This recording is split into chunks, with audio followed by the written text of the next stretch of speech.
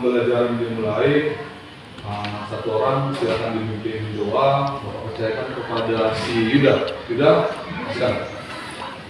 Belum belajar, mari kita bersama menurut agama dan kepercayaan kita masing-masing.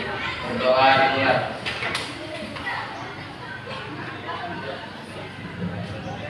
Berdoa selesai.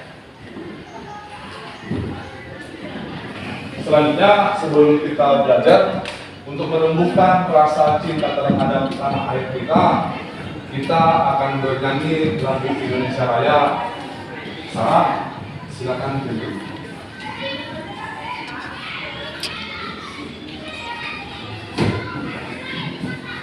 Ya, duduk ya.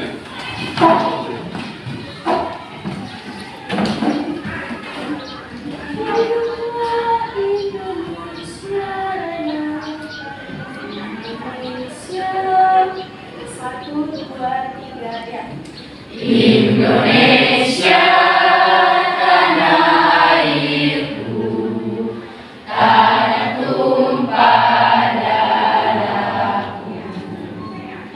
Di sanalah ku berdiri, jalan Indonesia Raya.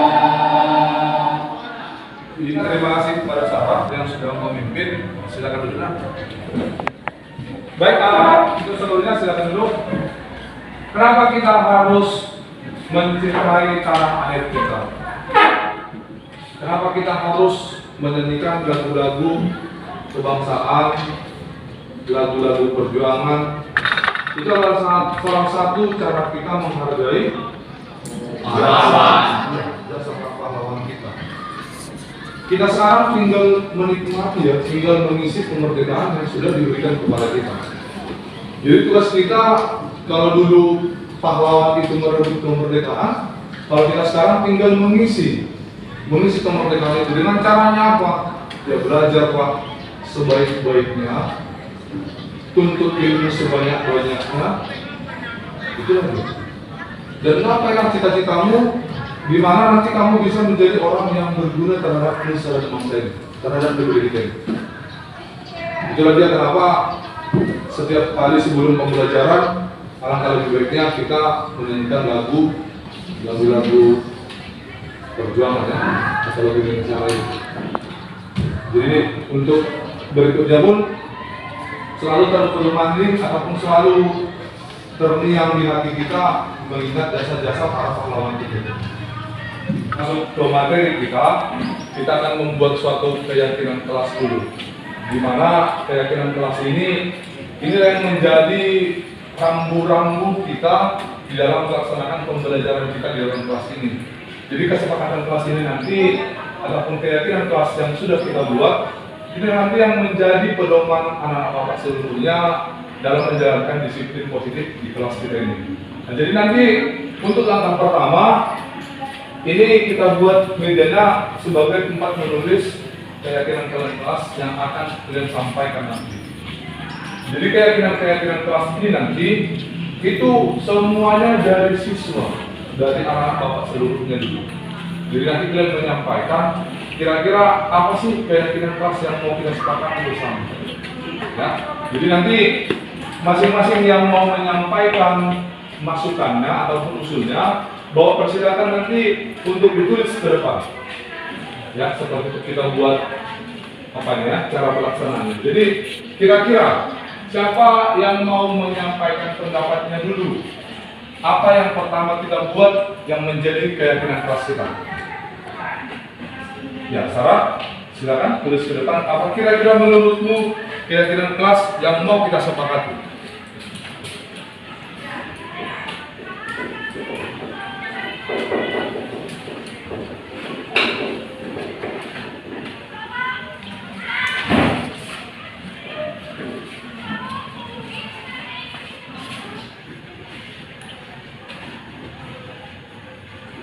Rapi dalam berpakaian.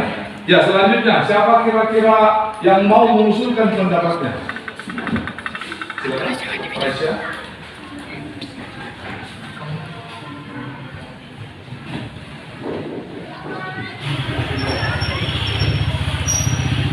tidak memakai sepatu ke dalam kelas. Iya, bagus.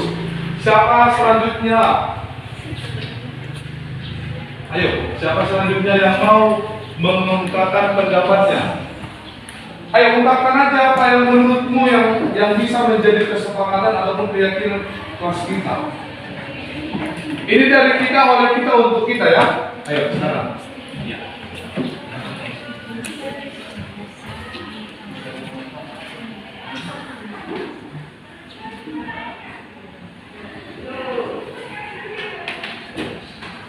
Menjaga ketertiban kelas. Ya, bagus. Selanjutnya, apa kira-kira lagi? Menjaga? Iya, silakan. Coba kamu tuliskan. Menjaga ketertiban kelas, menjaga kebersihan kelas, katanya.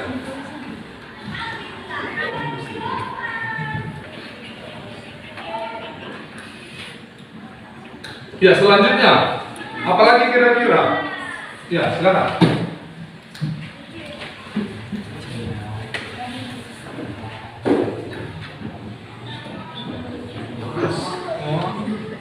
Ya, ini hal yang bagus ini. Ya, berikutnya. Ayo, silakan.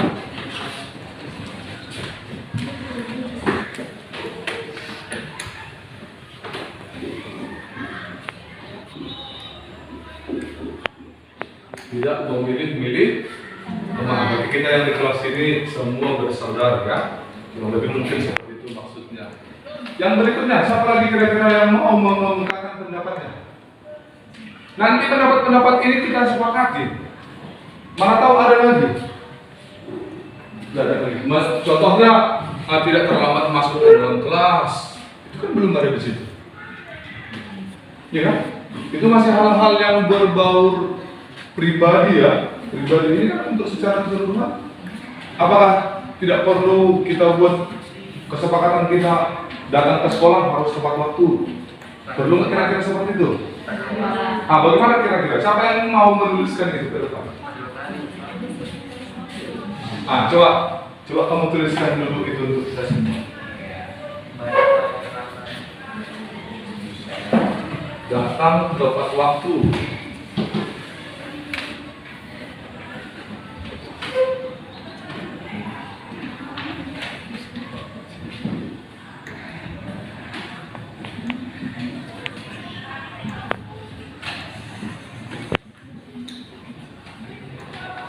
Oke, datang tepat waktu.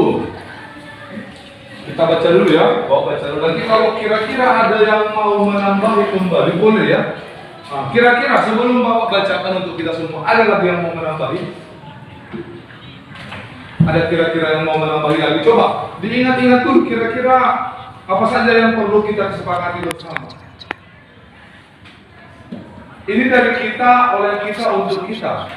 Jadi jangan nanti ada yang merasa terjolimi ketika dia kena ke sini. Dia tidak melakukan ini semua, dia kena ke peraturan. Gimana? Ada lagi yang mau disampaikan? Tidak ada?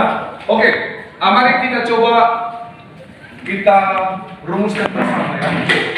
Rapi dalam berpakaian. Menurut kalian semua, anak-anak Bapak, apakah ini bisa menjadi keyakinan kelas kita? Bisa. Kita sepakati? Sepakat? Jangan nanti datang si Yuda bilang, saya kan Pak tidak ada menyepakati Pak, baju harus rapi. Makanya baju saya bisa diluar-luar, katanya bulan nanti. Ini semua ya, untuk semua siswa Bapak yang ada di kelas ini berlaku untuk semua, tidak ada perbedaan. Kita sepakati?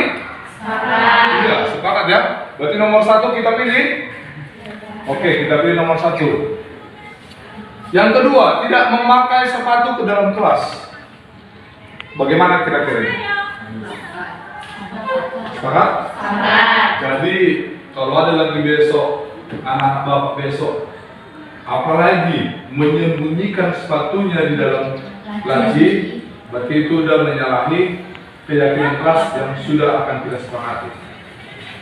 Artinya apa? Di sini maksudnya tadi mungkin tidak memakai sepatu ke dalam kelas ini biar kelas kita terjaga kebersihannya. Seperti itu mungkin kira-kira maksud dan tujuannya. Ya kan? Jadi ini hal yang bagus ini. Apakah ini kita sepakati? Sepakat? Iya. Dari beberapa siswa cuma beberapa yang menjawab. Kalau semua menjawab sepakat, baru kita contohnya. Sepakat? Baik, kita contohnya. Menjaga ketertiban kelas. Ketertiban kelas ini bagaimana kira-kira menurut kalian? Yang bagaimana ketertiban yang kalian maksud ini? Sopan? Ya sopan. Tidak ribut. Apa lagi kalian? Karena ini ketertiban kelas mencakup luas ini ya. Ketertiban kelas ini udah mencakup ini hal-hal yang timbul di dalam kelas kalian ini. Kalau namanya ketertiban, memang ini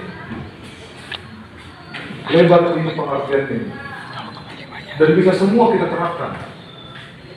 Kira-kira ketertiban kelas yang bagaimana? Satu, tidak boleh ribut, tidak boleh mengganggu temannya. Kira-kira seperti itu. Jadi bagaimana? Bisa nggak kira-kira kita menyepakati ini? Bisa? Oke, kalau bisa kita contoh. Yang keempat, menjaga kebersihan kelas. Kebersihan kelas. Ataupun kata lainnya, ikut menjalankan tugasnya. Tapi ada juga hal yang lebih tinggi dari situ. Hal yang lebih tinggi dari maksudnya ini, menjaga kebersihan kelas itu adalah dalam proses pembelajaran satu hari ini kita pastikan kelas kita dalam keadaan bersih. Jangan nanti setelah istirahat nanti ada pula nanti sampah, ada di sana, ada di sini, ada pula yang bawa makanan di dalam kelas, ya kan? Makan di sana, makan di sini, akhirnya tidak bersih kelasnya. Ini hal yang bagus ini, menjaga kebersihan kelas ini. Kita masukkan? Jadi ini kalau sudah kita sepakati nanti tidak ada lagi membuang sampah sembarangan di dalam kelas. Jadi dalam satu hari pembelajaran full, kelas ini harus dipastikan dalam keadaan bersih. Ya. Kita contoh ya. Berikutnya, tidak ada pembulian di dalam kelas. Ya. Ini hal-hal yang sangat urgen di lingkungan sekolah.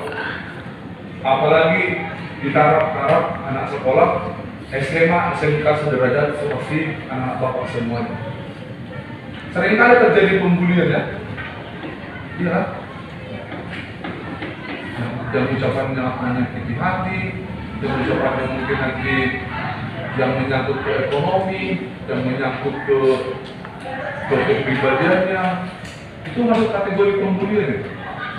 Memang kalau pembulian ini hal yang harus kita langsung kita tindak kalau ada terjadi, apalagi di lingkungan sekolah. Ini tidak boleh dibiarkan.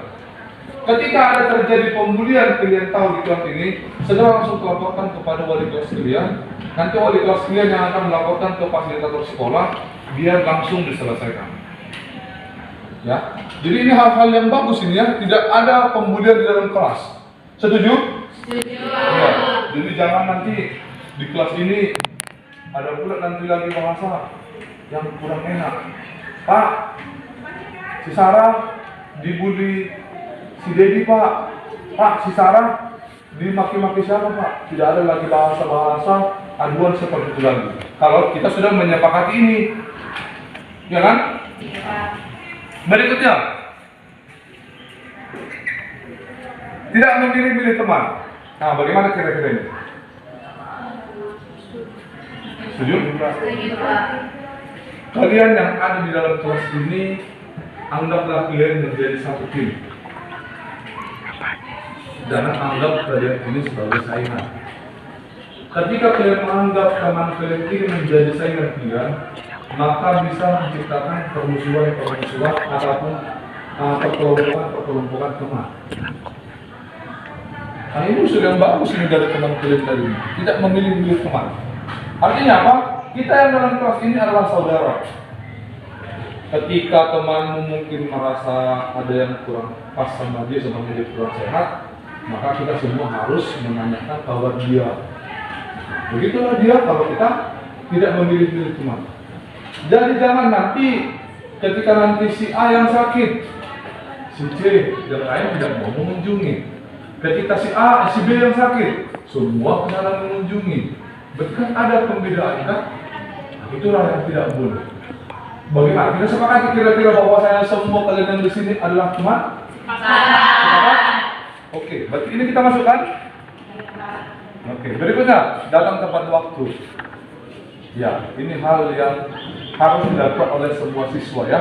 Tidak cuma kalian yang di dalam kelas ini, tapi semua yang namanya siswa ini memang harus menerapkan ini. Datang tepat waktu ke sekolah. Pak, rumah saya jauh. Bagaimana itu Pak? Ketika rumahmu jauh dari sekolah, maka waktu keberangkatanmu ke sekolah mulai dengan kamu tercepat. Ya. Tapi satu lagi perlu Bapak ingatkan. Ya, namanya kita ke sekolah banyak yang mengendarai kendaraan roda 2. Ya, artinya apa? Pakailah alat pengaman kepala ataupun helmmu. Biar apa? Biar kamu selamat sampai ke sekolah ya. Jadi hal-hal di jalan itu tidak ada hal-hal yang tidak diinginkan terjadi. Boleh? Oke. Sampai di sini kira-kira dari anak bapak ada kira-kira yang mau ditambahi lagi. Mana tahu tadi terpikir, Pak, seperti ini loh Pak, kita buat Pak. Ada lagi kira-kira yang terlintas di dalam pikiranmu? Atau cukup yang 7 ini aja? Cukup? Iya, kalau sudah cukup sih, ya ini namanya kesepakatan. Bukan kemauan bapak seperti itu, tapi kemauan kita bersama. Apakah anak-anak bapak siap mengikuti semua yang sudah tertulis di depan ini? Siap. Kalau sudah siap, berarti ini harus kita jalankan. Inilah keyakinan kelas kita yang nanti akan kita tempelkan di dinding, biar bisa sewaktu-waktu kita melihat yang oh iya, itulah kesepakatan kita. Apa kesepakatannya dalam tepat waktu? Contoh terlambat besok si Budi akan melihat, oh iya, keyakinan kelas kami kan datang tepat waktu, aku kan terlambat. Berarti dia sudah menyalahi keyakinan kelas. Jadi keyakinan kelas ini sangat bermanfaat untuk kita semua, untuk anak bapak semua sangat bermanfaat ini. Artinya ada poin-poin yang harus memang kamu patuhi selama kamu berada di dalam kelas ini, selama kamu berada di lingkungan sekolah ini. Jadi bagaimana? Kita sepakati? Sepakat? Baiklah, buat anak bapak semuanya, hari ini keyakinan kelas yang sudah kita buat, yang sudah anak-anak bapak sampaikan ke depan, inilah yang menjadi keyakinan kelas kita dalam pembelajaran kita setiap harinya. Mohon kepada anak bapak semuanya dipahami ya, dan dipedomanilah keyakinan-keyakinan kelas yang sudah kita sepakati ini. Bisa? Bisa. Terima kasih, sampai di sini.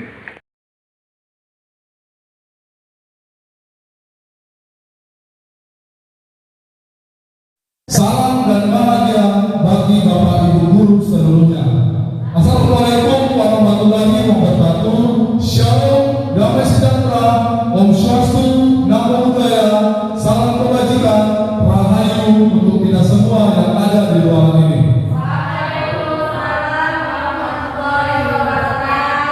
Terima kasih kami kepada Bapak Ibu guru yang sudah berkenan hadir pada kegiatan kita siang hari ini. Yang kami hormati dari kepala sekolah yang pada saat ini diwakili oleh Bapak Wakil Kurikulum, yang kami hormati Bapak dan Ibu pembicara pada kegiatan kita siang hari ini, yang kami hormati seluruh Bapak Ibu guru yang sudah datang pada hari ini. Untuk acara kita pada hari ini yaitu mengenai pemaparan budaya positif yang akan kita laksanakan di lingkungan sekolah. Sebelum kita sampai kepada materi, untuk acara yang pertama akan ada pembukaan dari protokol yang sedang berlangsung. Yang kedua, arahan dan bimbingan dari yang mewakili kepala sekolah. Dan yang ketiga nanti pemaparan materi oleh Bapak Ibu pembicara yang sudah hadir pada saat ini. Untuk acara selanjutnya kami serahkan kesempatan dua kata-kata atau arahan dan bimbingan dari yang mewakili kepala sekolah kepada Bapak Wakil Kepala Kurikulum. Kami persilakan.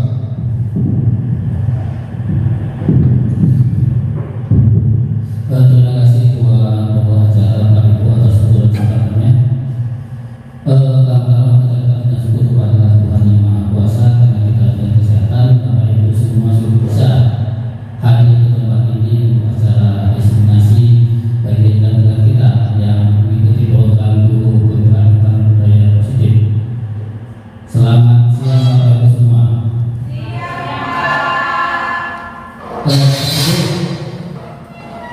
Kami terima kasih sekiranya. Tadi kepala sekolah menyampaikan kepada saya seharusnya ibu kepala sekolah yang hadir di sini, karena kepala sekolah sudah dihubungi sama bapak ibu CDP ini untuk membuka acara ini. Tapi kan ada suatu hal kegiatan tadi beliau yang saya kalau Pak diwajibkan saya untuk membuka kegiatan ini. Bapak itu ingin saya sampaikan kegiatan ini adalah kegiatan yang sangat bagus yang kegiatan diseminasi tentang budaya positif. Tadi seperti yang sebentar bahwa budaya positif ini banyak yang mengikutinya, ada tentang kegiatan kelas, kemudian segitiga institusi. Pokoknya yang berbau dengan hal-hal positif yang akan disampaikan oleh Bapak Ibu CGP ini yang sudah mereka laksanakan, yang akan ditularkan kepada kita semua. Bagaimana membuat sekolah itu menjadi lebih bagus dan memiliki budaya yang positif yang mungkin kedepannya mungkin akan menjadi memiliki hal yang positif juga. Baik Bapak Ibu seluruhnya, diharapkan Bapak Ibu semua untuk beraktif partisipasi dalam kegiatan ini supaya kegiatan ini dapat berjalan dengan lancar. Baik Bapak Ibu sekalian, mungkin ini yang saya sampaikan. Semoga kita tetap semangat untuk mengikutinya, dan kepada Bapak Ibu CGP juga tetap semangat dalam menjalankan proses pendidikan kebencananya, terutama pada kita diseminasi budaya positif ini. Cukup sekian dari saya, terima kasih. Ya, kami ucapkan terima kasih kepada Bapak Wakil Kurikulum atas arahan dan bimbingannya kepada kami hari ini. Untuk selanjutnya Bapak Ibu, kami akan masuk kepada materi kita hari ini, yaitu mengenai budaya positif. Nah, sebelum kita masuk ke materi Bapak Ibu, yang pertama kita buat kesepakatan kita untuk pelaksanaan kegiatan hari ini. Yang pertama Bapak Ibu, mohon handphonenya kita silentkan. Yang kedua, suara ya mohon suaranya kita pelankan ya Bapak Ibu ketika kita tidak menyampaikan sesuatu. Yang ketiga, ketika mau bertanya Bapak Ibu, nanti silakan present atau angkat tangannya. Baik Bapak Ibu, mari buat Bapak Ibu yang sudah hadir di tempat ini, biar kegiatan ini kita berjalan dengan lancar. Mari Bapak Ibu kita tenangkan hati dan pikiran kita masing-masing, kita damaikan hati kita masing-masing, agar kegiatan ini, agar materi nanti yang akan disampaikan oleh Bapak Ibu pembicara dapat kita terima dengan baik. Mari Bapak Ibu tarik nafas dalam, buang. Tarik nafas dalam, buang. Kiranya Bapak Ibu, hati Bapak Ibu seluruhnya sudah damai, maka kita akan masuk ke materi kita. Berikutnya Bapak Ibu, adapun topik ataupun materi yang akan disampaikan oleh pembicara pada hari ini adalah 6 topik. Yang pertama, disiplin positif dan nilai-nilai kebajikan universal. Yang kedua, teori motivasi, hukuman dan penghargaan dan restitusi. Nanti yang dua materi pertama ini akan disampaikan oleh Pak Fredrik. Yang ketiga, ada materi keyakinan kelas. Yang keempat, materi kebutuhan dasar manusia dan dunia berkualitas. Nanti dua materi ini akan disampaikan oleh Bu Resti Maya. Yang kelima, restitusi ataupun 5 posisi kontrol. Dan yang keenam, segitiga restitusi. Dua materi yang terakhir ini akan saya sampaikan nanti untuk di materi berikutnya. Baik Bapak Ibu, untuk mempersingkat waktu, untuk materi yang pertama mengenai disiplin positif dan nilai-nilai kebajikan universal dan teori motivasi dan hukuman dan penghargaan dan restitusi, kami serahkan kepada Pak Fredrik. Kami persilakan.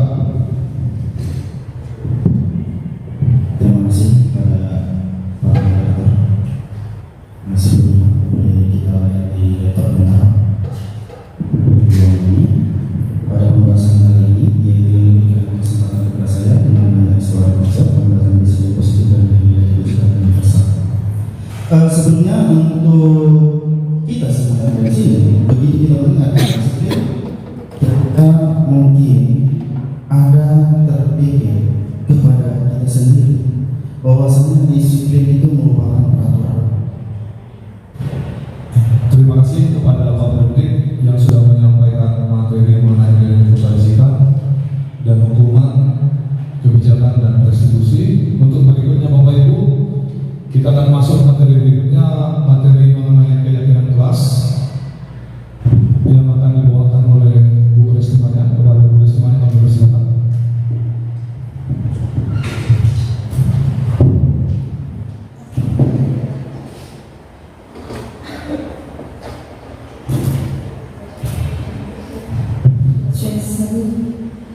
Terima kasih untuk moderator Pak Ibu.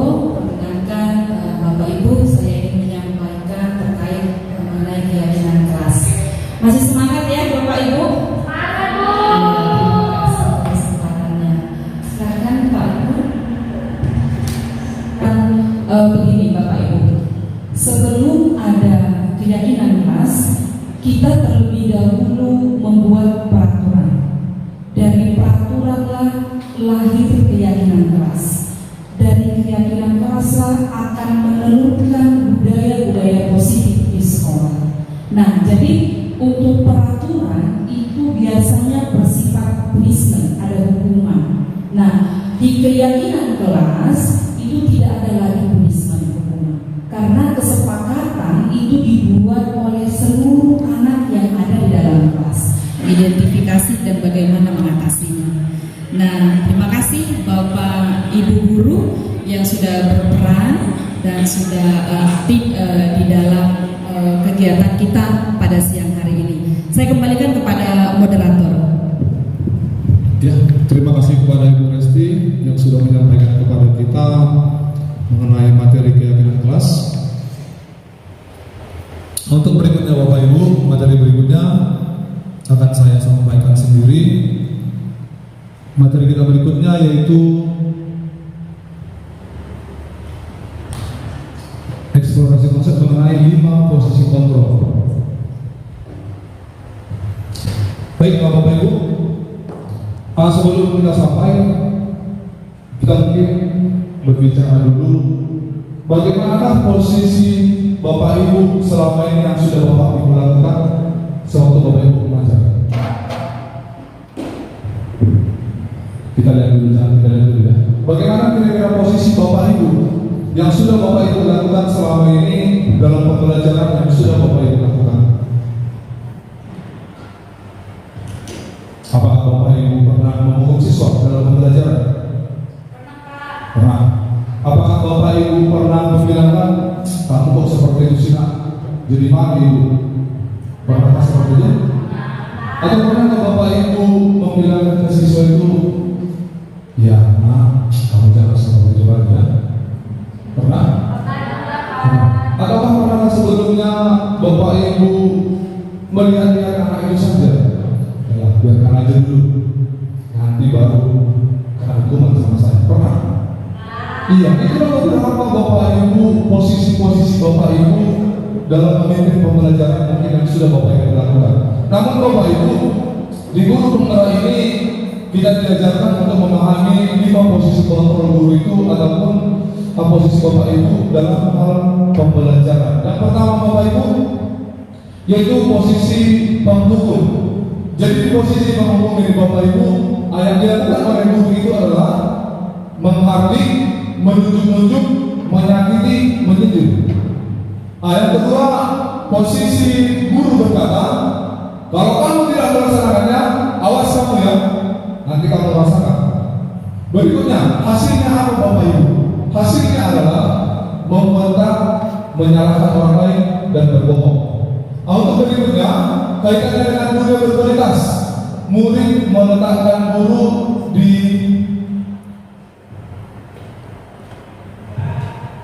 luar dunia berkualitas. Berikutnya, murid berkata apa? Biarkan saja, nanti juga diulangi kembali mana-mana. Berikutnya, apa dampaknya pada murid? Murid akan mengulangi kesalahan yang sama. Oke, kita bahas Bapak Ibu. Di posisi penghukum ini, Ya biasanya ini yang sering kita lakukan, termasuk saya pribadi sebelum masuk ke program guru penggerak ini. Hei kamu, sini, apa yang kamu lakukan? Kita hadir siswanya, kita bentak siswanya. Menurut Bapak Ibu, apakah dengan seperti itu yang kita lakukan, siswa itu akan berubah? Tidak Bapak Ibu, jelas juga seperti ini. Apa dampaknya? Dampaknya adalah murid itu pasti akan mengulangi kesalahannya kembali. Betul nggak Bapak Ibu? Ketika kita sudah marah-marah kepada siswa, ketika kita sudah membentak-bentak, diulangi lagi nggak kesalahannya? Kebanyakan diulangi ya. Nah itulah dia posisi kita yang pertama sebagai posisi penghukum. Yang kedua, posisi pembuat merasa bersalah. Biasanya ini yang sering melakukan ini sih posisi guru. Jadi gurunya berbuat apa?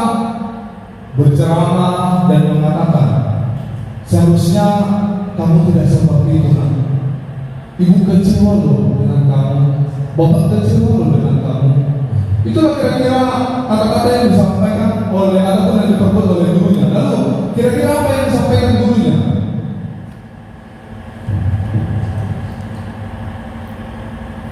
Yang disampaikan gurunya adalah, kamu seharusnya seperti ini loh anakku. Kamu seharusnya tahu. Ibu udah sekali mengatakannya. Ibu stres. Ibu malu loh anakku. Kamu seperti itu. Nah, itulah yang disampaikan oleh guru. Berikutnya hasilnya apa? Menyembunyikan, menyangkal ataupun berbohong. Berikutnya kaitannya dengan dunia berkualitas itu apa? Murid meletakkan guru di dalam dunia berkualitas. Lalu apa kata muridnya? Muridnya akan berkata, maafkan saya ya Bu. Lalu berikutnya apa dampaknya? Yang murid akan merasa rendah diri. Baru berikutnya Bapak Ibu di posisi teman. Banyak juga posisi guru ini meletakkan dirinya di posisi sebagai teman siswa. Nah, contohnya di sini apa kira-kira yang diperbuat guru? Yang diperbuat guru adalah membuat alasan-alasan untuk muridnya. Ya, baru berikutnya guru berkata, ayolah lakukanlah dengan ibu. Nah, ini misalnya sering terjadi. Sudah anakku, lakukanlah dengan ibu. Berikutnya, masa kamu tidak mau? Ingat, tidak ibu pernah membantu kamu. Inilah kira-kira yang akan disampaikan oleh guru kepada siswa itu. Yang berikutnya hasilnya apa? Murid akan merasa ketergantungan terhadap guru tersebut. Lalu Bapak Ibu, berikutnya kaitannya dengan dunia berkualitas itu apa? Murid meletakkan guru dalam diri sebagai orang yang paling penting di dunia berkualitas ini. Berikutnya, murid berkata apa? Saya pikir Bapak Ibu teman saya. Itulah kira-kira yang disampaikan muridnya kepada guru. Di posisi teman ini Bapak Ibu, guru itu atau siswa itu akan merasa bahwasanya kita itu temannya. Terkadang tidak ada perbedaan jarak antara kita dengan siswa itu. Berikutnya dampaknya pada murid itu apa? Ya dampaknya adalah lemah, tidak mandiri dan ketergantungan. Jadi ketika ada masalah siswa itu di sekolah, dia akan ketergantungan terhadap guru itu. Dia akan mencari guru tadi yang menjadi temannya tadi. Dicarinya bagaimana? Bu, tolonglah Bu, masalah saya seperti ini, masalah saya seperti ini. Nah, dan ibu gurunya biasanya akan menyelesaikan masalah itu. Baik, berikutnya.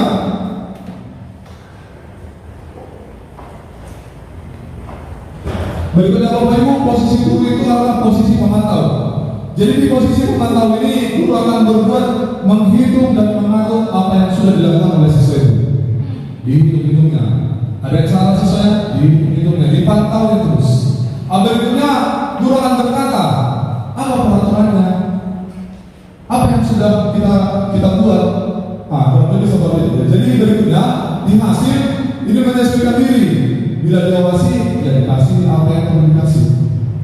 Berikutnya, murid meletakkan, dikaitkan dengan dunia berkualitas, murid meletakkan guru atau peraturan dan hukuman yang lain di dalam dunia berkualitas.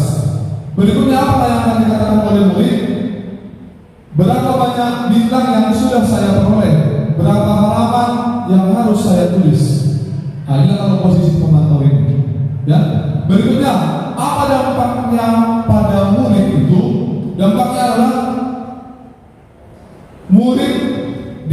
beratkan menitik beratkan pada sanksi atau hadiah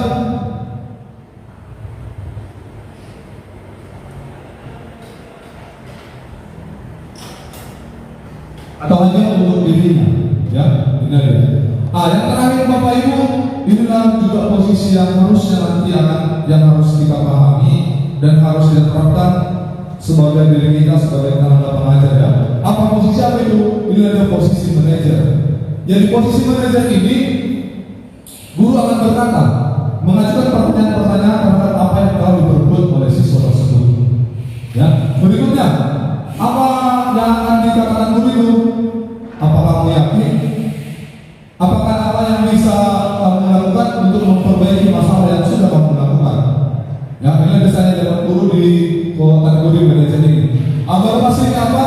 Menguatkan pribadi. Berikutnya, kaitannya dengan dunia berkualitas itu apa? Murid meletakkan dirinya sebagai individu yang positif dalam dunia berkualitas. Selanjutnya murid berkata apa? Bagaimana caranya saya bisa memperbaiki keadaan yang sudah saya lakukan? Berikutnya, dampak pada murid itu apa? Murid itu akan mengevaluasi dirinya, bagaimana cara memperbaiki diri. Jadi Bapak Ibu sebelumnya, jelas sekali ya Bapak Ibu, posisi manajer inilah posisi seharusnya yang kita miliki sebagai seorang guru. Artinya apa? Di posisi manajer ini kita akan memberikan, kita akan menanyakan kepada siswa itu ketika dia salah. Contoh kesalahannya adalah 15 menit dia terlambat masuk ke dalam kelas. Kita tanya kepada siswanya, nah, kalau kamu 15 menit tidak hadir ke dalam kelas, kira-kira apa yang bisa kamu lakukan untuk menutupi kesalahan 15 menit yang berlalu itu? Dan murid akan menjawab, Pak, 15 menit nanti masih istirahat, saya akan mengganti Pak keterlambatan saya dengan membahas materi-materi yang sudah Bapak Ibu sampaikan. Jadi tidak hukuman yang datang kepada anak itu, tapi apa? Ya itulah dia keyakinan yang jelaskan yang sudah disampaikan oleh Bapak dan Ibu yang sebelumnya.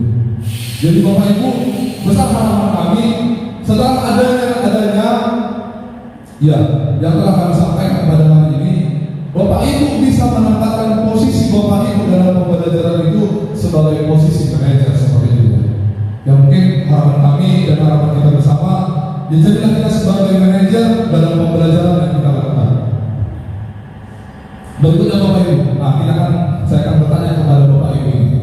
Mungkin dari pemahaman yang sudah saya sampaikan tadi, mungkin Bapak Ibu sudah bisa menjawab apa pertanyaan yang saya sampaikan di depan. Baik, saya kecewa sekali dengan kamu. Ini kira-kira di posisi apa kita di Bapak Ibu? Hah? Pembuat merasa? Diingat ya Bapak Ibu, diingat ya. Pembuat merasa bersalah ya. Oke, yang kedua, kamu tidak pernah benar melakukannya. Kira-kira kita di posisi apa ya? Pemukul. Ya bagaimana Ibu? Sebagai posisi apa kira-kira ini? Pemukul. Ada kira-kira jawaban yang lain? Tidak ada? Iya. Oke, kita catat ya, tidak boleh memukul. Makanya kita buat akan saya kasih yang mana yang bertanya. Ayolah, lakukan demi ibu ataupun demi bapak. Ini kira-kira sebagai apa? Posisi kita sebagai apa? Dari yang sudah saya jelaskan tadi. Teman, oke teman. Kita catat ya teman. Berikutnya, apakah kamu mau mendapatkan stiker bintang hari ini? Ini sebagai apa kira-kira? Sebagai apa? Dari 5 posisi tadi, pembuku, pembuat merasa bersalah, teman, pemantau, atau manajer. Apa kira-kira posisi yang keberapa kira-kira nomor ini? Apakah kamu mau mendapatkan stiker bintang hari ini? Manajer? Ada yang lain? Oke, kalau bukan sama manajer menurut Bapak Ibu, nanti akan coba kita simpan jawaban manajer. Ada bulan pemantau. Oke, dari bulan pemantau, dari yang lain manajer. Kita simpan ada 2 jawabannya untuk nomor ini. Yang kelima, bagaimana kamu bisa menyelesaikan masalah ini? Posisi apa yang Bapak Ibu? Manajer. Ada yang lain? Manajer. Ya, kita simpan jawabannya manajer. Yang keempat, kamu selalu yang paling terakhir. Pemantau. Kamu selalu yang paling terakhir. Ada kira-kira jawaban yang menurut Bapak Ibu pemantau sekarang? Oke, kita cek kebenarannya. Kita cek kebenarannya. Iya, yang pertama membuat orang merasa bersalah. Yang kedua, penghukum.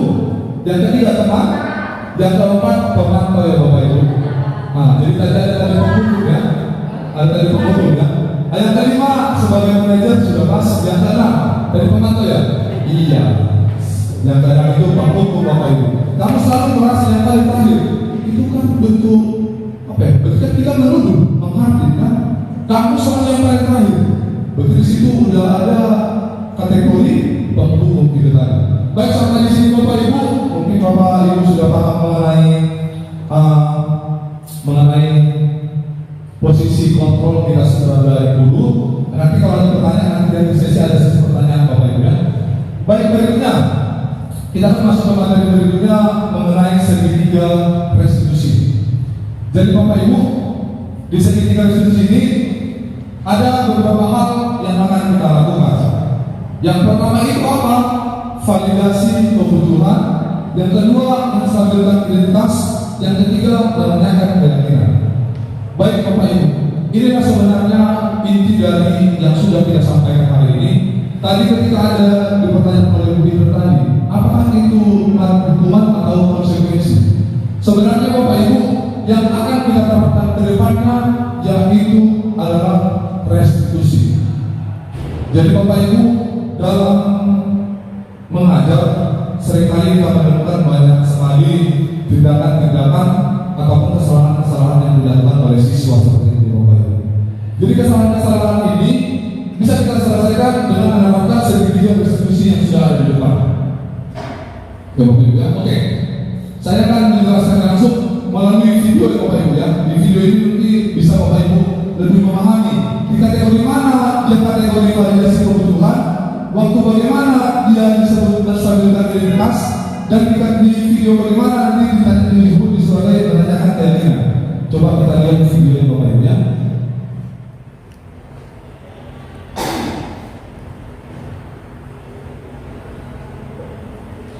Oke, ini ada satu video Bapak Ibu.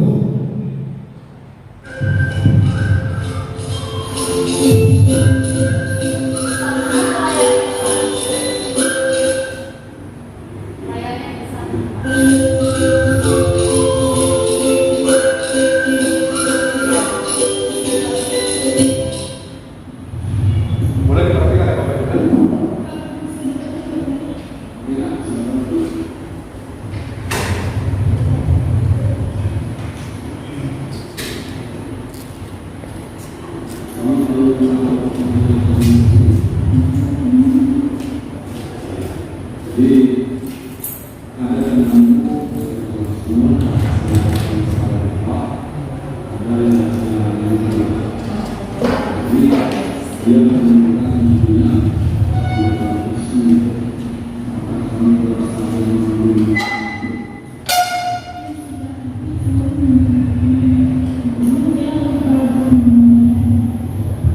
Nah, di sini Bapak tidak mencari siapa yang salah dan siapa yang benar, tapi bagaimana kita mengambil solusi atas apa yang sudah kamu lakukan. Kenapa sih kamu mengambil itu teman-teman?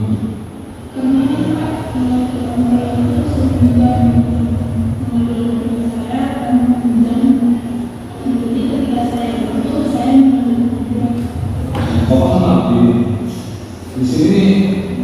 Bapak paham temanmu sering meminjam buku tanpa seizin. Baik Bapak Ibu, Demikian juga ada di sini dia menstabilkan identitas tadi. Jadi kita menyampaikan, ya kami paham seperti itu. Kalau didengarkan ya, yang mengatakan meminjam buku temanmu tanpa ada izin dari temanmu. Kamu juga akan melakukan hal yang sama seperti itu.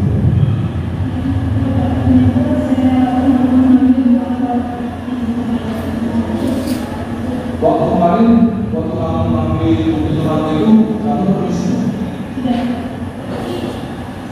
Oke, kalau begitu, apakah mengambil buku tertentu tanpa seizin temanku itu adalah hal yang baik? Di sini ada Bapak Ibu, dia memvalidasi tindakan yang salah. Tindakan yang salahnya apa? Apakah dia mengambil buku temannya ada izinnya enggak? Nah, di sini dia divalidasi tindakan yang salah tadi Bapak Ibu. Nah, ini ingat. Posisikanlah posisimu ini. Ketika temanmu mengambil buku tanpa izin dari bagaimana perasaanmu? Ya, itu juga perasaan temanmu itu. Ketika dia mengerjakan tugasnya, rupanya mungkin tidak ada di dalam perasaan. Pasti merasa kesalahan. Kira-kira kamu tahu nggak kira-kira kita yang menyangkut dengan apa yang Kita nanyakan keyakinan ya Bapak Ibu.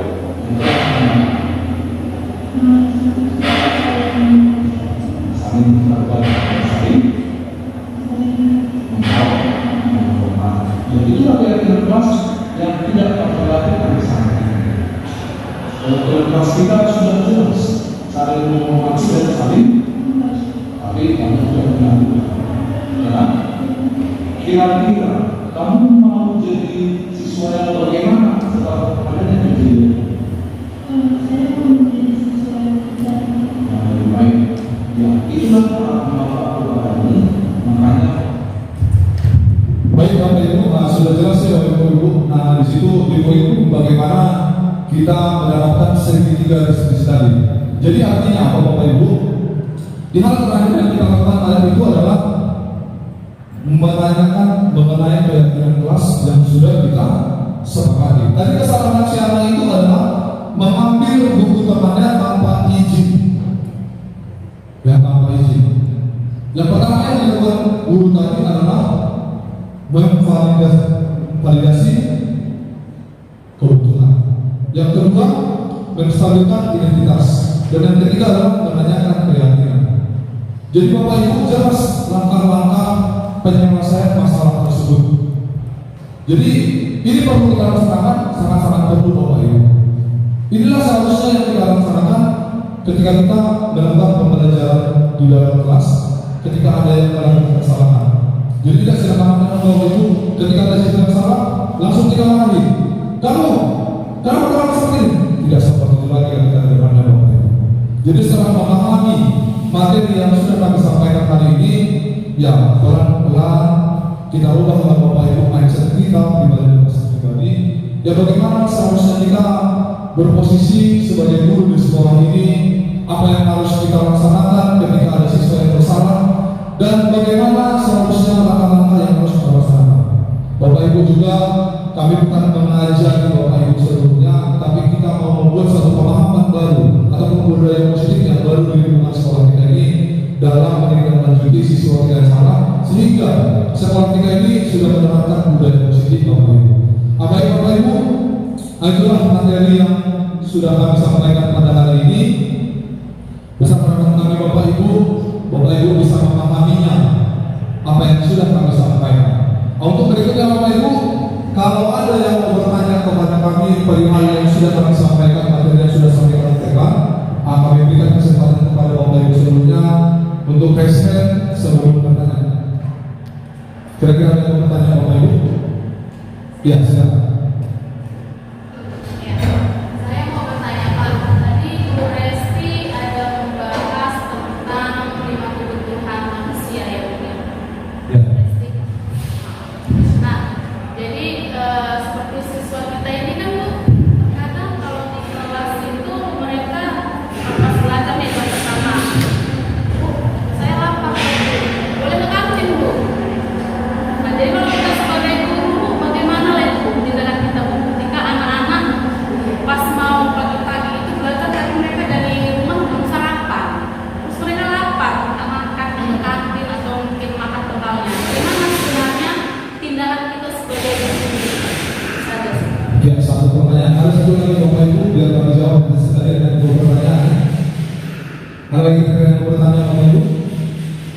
Kalau tidak ada, maka akan langsung dijawab oleh Ibu Presiden.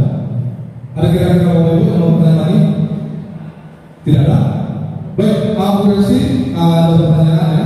Udah jelas mungkin pertanyaan tadi, silakan dijawab dulu.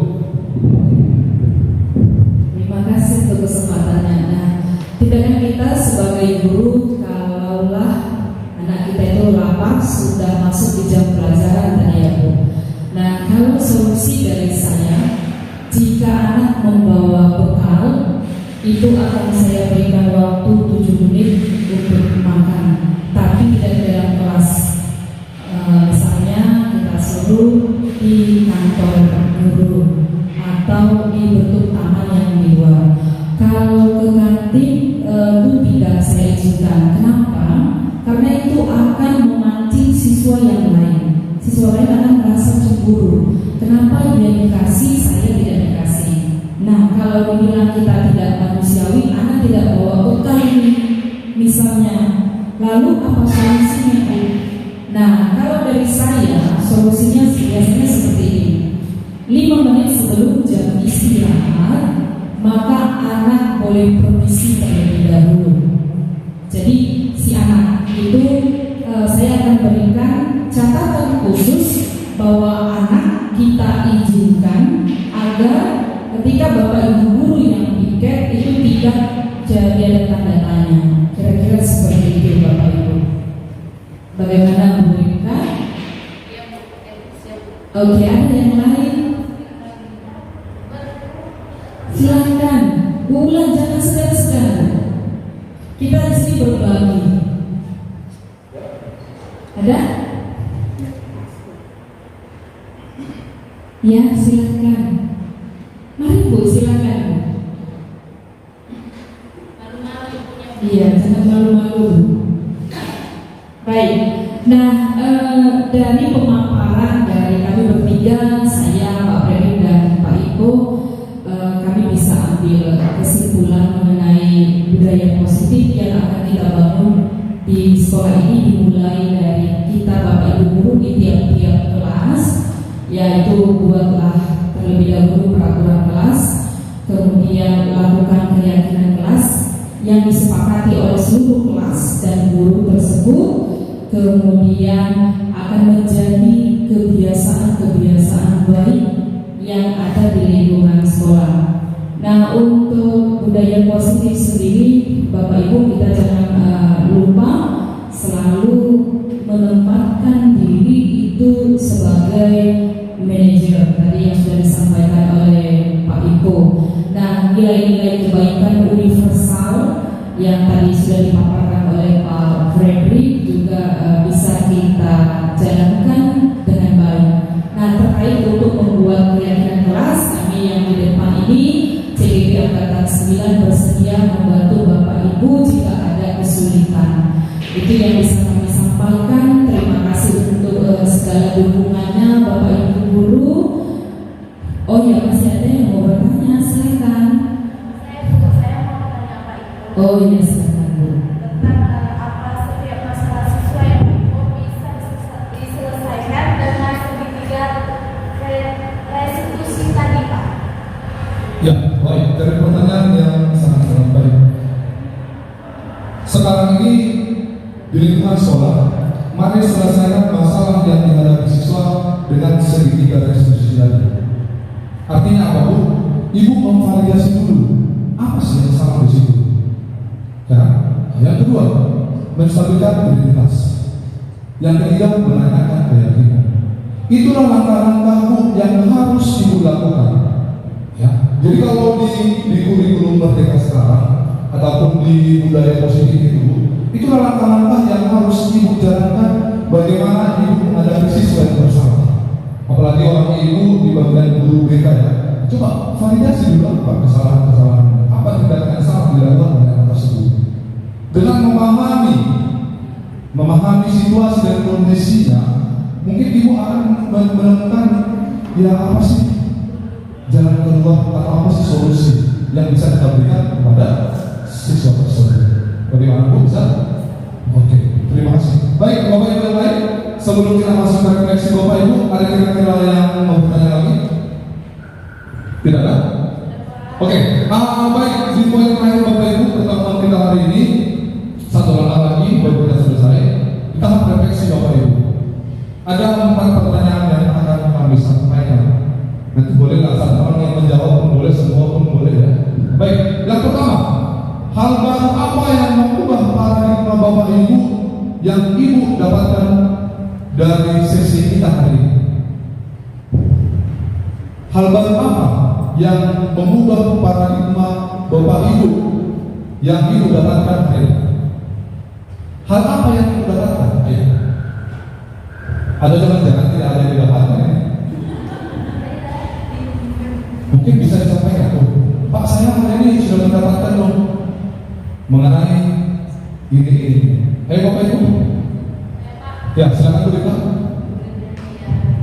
Hal baru yang saya dapat dari paradigma yang baru setelah saya mengikuti implementasi budaya positif yang Bapak Ibu sampaikan, saya semakin menyadari mungkin selama ini saya melakukan yang namanya hukuman pada siswa. Ya, yang seharusnya memang hukuman itu tidak lagi kita buat, tapi lebih baik kita buat ke dalam bentuk konsekuensi tadi ya Pak. Nah, jadi mungkin saya juga sebagai guru yang selama ini melakukan hukuman kepada siswa, mulai dari sekarang bisa memperbaiki diri supaya menghilangkanlah hukuman itu di tengah-tengah pembelajaran jika siswa memiliki kesalahan. Tapi seperti yang Bapak bilang tadi, kalau ada masalah dibicarakan dengan siswa dengan restitusi ya Pak ya. Nah, jadi saya rasa saya sebagai guru semakin membuka paradigma saya setelah mengikuti implementasi budaya positif. Ya, terima kasih Bu Rita. Semoga Bapak Ibu yang lain juga ya lebih memahami. Yang kedua, perasaan apa yang muncul selama mengikuti sesi ini Bapak Ibu? Bagaimana perasaan Bapak Ibu? Sedih tak? Senang tak? Senang? Senang? Iya, senang ya. Karena apa? Karena sudah dapat ilmu yang baru. Tinggal bagaimana kita menerapkannya ke dalam pembelajaran kita setiap. Iya. Yang ketiga, peran guru seperti apa yang akan Ibu lakukan untuk pembelajaran ke depannya? Seperti apa Pak? Manajer ya, iya. Memang posisi manajer inilah posisi yang paling ideal untuk kita laksanakan. Jadi Bapak Ibu, besok ketika pembelajaran dimulai, jadilah posisi manajer seperti yang sudah Bapak Ibu sampaikan. Siap Pak. Siap? Siap. Ya, terima kasih. Berikutnya, saya akan menjadi guru yang seperti apa setelah mengikuti modul ini? Guru yang bagaimana Bapak Ibu pilih ke depannya?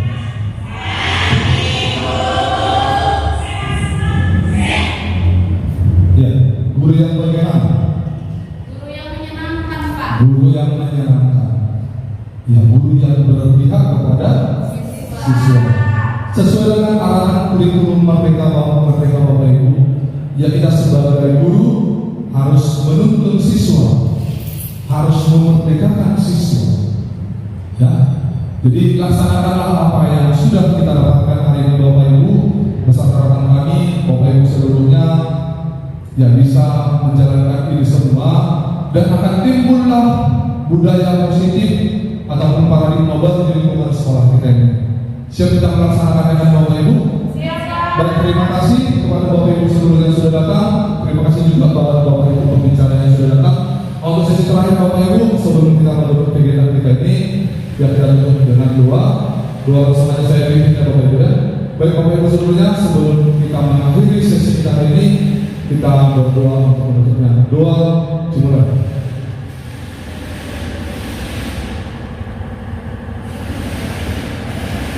Doa selesai.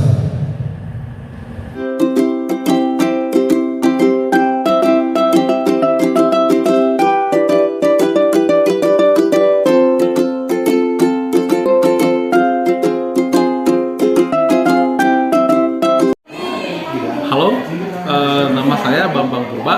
Saya adalah salah satu guru di SMK Negeri Sandul Masdul. Setelah saya mengikuti pemaparan materi tentang budaya positif oleh Pak Ivo Hendra Damanik, Ibu Resti Maya Purba, dan Pak Fredrik Sihotang, saya menjadi lebih paham posisi saya dalam pembelajaran, dan saya lebih memahami bagaimana menghadapi siswa yang bermasalah pada pembelajaran saya. Terima kasih banyak untuk Bapak Ibu CGP. Semakin semangat dalam mengikuti pendidikannya. Salam sukses. Perkenalkan, saya Sultan dari kelas 1131. Dari keyakinan kelas yang telah kami buat bersama guru pembimbing kami, yaitu Pak Ipo, saya sendiri merasakan bahagia dan merasa dapat menghargai pendapat dari orang lain yang udah melakukan keyakinan kelas yang telah kami buat dari satu kelas. Terima kasih. Saya Muhammad Yuda Permana dari SMK Negeri 1 Dolok Masiul. Untuk keyakinan kelas dari pelajaran Pak Ibu, saya semangat untuk menjalani kesepakatan kelas karena untuk meyakinkan semua kelas itu semua harus disiplin, juga meningkatkan sekolah untuk pembelajaran.